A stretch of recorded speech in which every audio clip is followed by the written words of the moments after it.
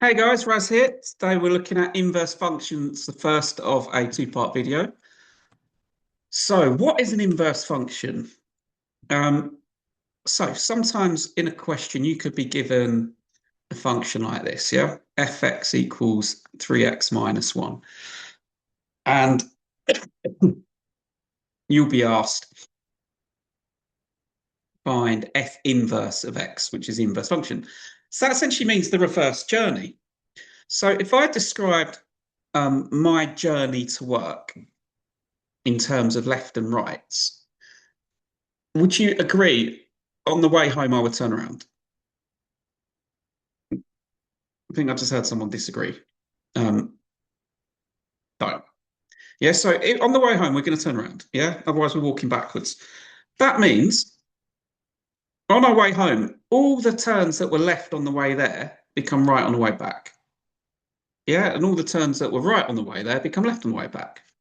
Pretty straightforward. So we want to do the reverse journey for this. For the first step is we're going to write y equals. So we're going to replace the fx with a y.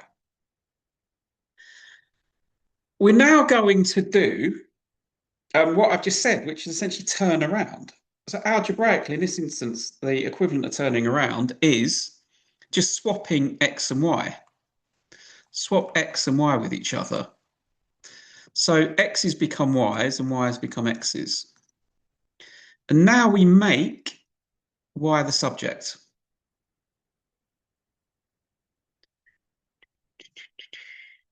So here we're going to plus 1. 3y equals x plus 1. So y equals x plus 1 over 3. That's it. Therefore, f inverse x is x plus 1 over 3. Job done. That is an inverse function. Now, we started with an easy function to deal with. Obviously, it gets more difficult with more awkward functions, but the rules remain exactly the same.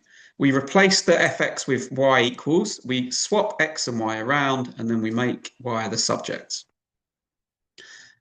So what have I got here? So we've got fx equals 4x minus 3. I want to make y the subject. So let us deal with that one first. So first write y equals, then swap x and y around. Now make y the subject. So in this case, I need to multiply the y minus 3 to the top.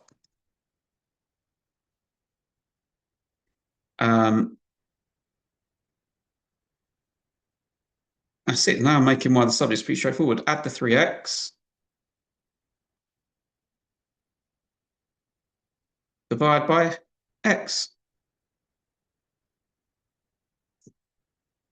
So therefore, f inverse is 3x plus 4 over x.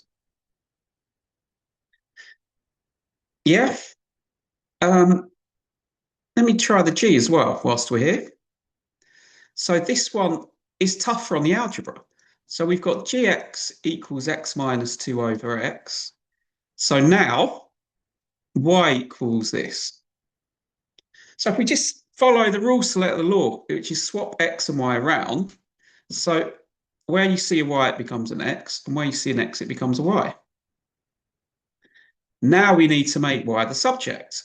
So I'm going to times the y up. Now this is just a tougher bit of algebra.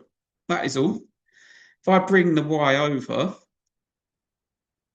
I now need to factorize to isolate the y. So therefore, y equals minus 2 over x minus 1. So that is f inverse. So once you've learned the steps of replace fx with y equals, swap x and y around, make y the subject, it's simply a test of your algebra skills. That is all. That is all.